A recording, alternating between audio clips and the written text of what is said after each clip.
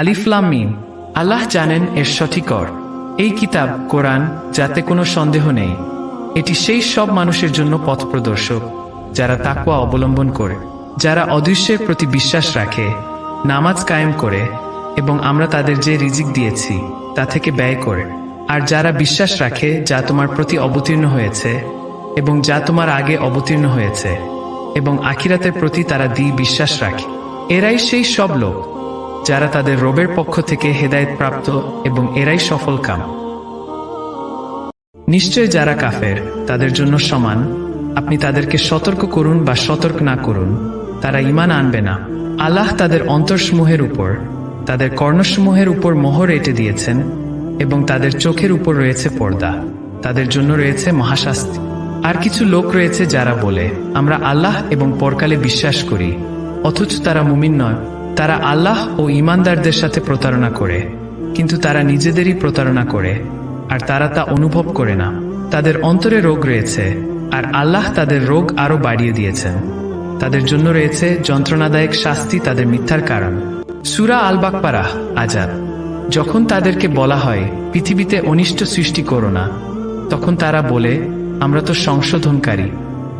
জেনে রাখ, তারাই তো আসলে অনিষ্টকারী, কিন্তু তারা তা অনুভব করে না। যখন তাদেরকে বলা হয় তোমরা ঈমান আনো যেমন অন্যরা ঈমান এনেছে, তখন তারা বলে, আমরা কি এমনভাবে ঈমান আনব যেভাবে বোকারা ঈমান এনেছে? জেনে রাখ, তারাই আসলে বোকা, কিন্তু তারা তা জানে না। যখন তারা ঈমানদারদের সাথে দেখা করে, তখন বলে, আমরা ঈমান এনেছি। আর যখন তারা নিজেদের শয়তানদের সাথে একান্তে থাকে, তখন বলে, আমরা তো তোমাদের সাথেই আছি, আমরা তো তাদেরকে নিয়ে ঠাট্টা করছি।